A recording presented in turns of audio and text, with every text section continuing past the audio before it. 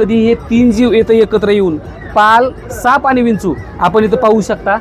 हर हर महादेव मित्रांनो, आज आपण दर्शनाकरिता आलो आहोत नागनाथ मंदिर, सावरगाव, तालुका तुळजापूर येथे. भारतवर्षामध्ये अगणित यात्रा आहेत आणि त्या यात्रेशी संबंधित अनेक परंपरा आणि रूढी आहेत. त्यापैकी एक विशेष परंपरा आज तुम्हाला मी दाखवणार आहे. पवित्र नागनाथ मंदिराच्या प्रांगणातील असलेल्या ह्या मोठ्या शिलेच्या फटीमध्ये तीन मुखे जीव जे परस्पर विरोधी स्वभावाचे आहेत. अमावस्येपासून पंचमीपर्यंतच्या 5 दिवसामध्ये कधी हे तीन जीव येतं एकत्र येऊन पाल, साप आणि विंचू आपण इथं पाहू शकता. खूप सुंदर असा विलक्षण आणि अद्भुत प्रसंग इथं आहे. इथं विंचू आहे, साप आहे आणि एकदम वरच्या बाजूला इथं पाल आहे.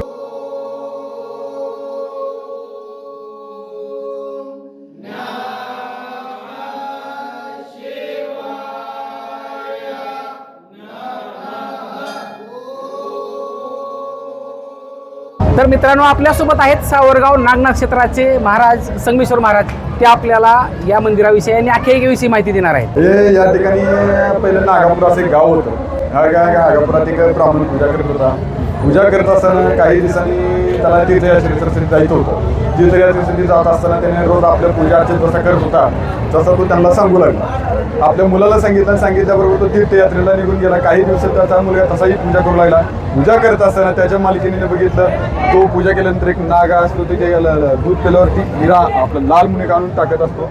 ती टाकल्यावरती घेऊन येतो, आपल्या घरी ठेवत असतो. घरी ठेवल्याबरोबर अशा प्रकारची रोज त्याची पत्नी बघायला तुम्ही अशा प्रकारची कुठणार तर रोज ती पत्नी म्हणजे तुम्ही एक काम करा, एक कोराड घेऊन जावा, त्याच्याकडे जेवढं अस्त्र आहे जेवढं लाल आहे तेवढं सगळं घेऊन या.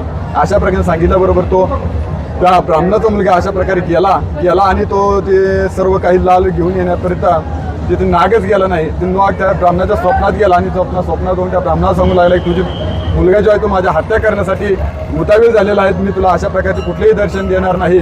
म्हणून त्याने त्या ब्राह्मणाला वचन दिलं की ब्राह्मण म्हणला की मी इतके दिवस पूजा केलेलं माझं फळ काय. तर तेव्हा तो सांगू लागला की मी तुला आषाढ अमावस्या ते पंचमी हे 5 दिवस मी तुला भेट दिली जाईल. म्हणून या नाग आहे ती ब्राह्मण आहे, विंचू आहे ती मुलगा आहे आणि पाल आहे ती सून आहे. या अशा प्रकारचे तिघेही एकमेकांचे कट्टर वगैरे असणारे 5 दिवस एकत्र येतात आणि त्यांचं वचन चंद्र सूर्य आहे तोपर्यंत वचन निभावणार.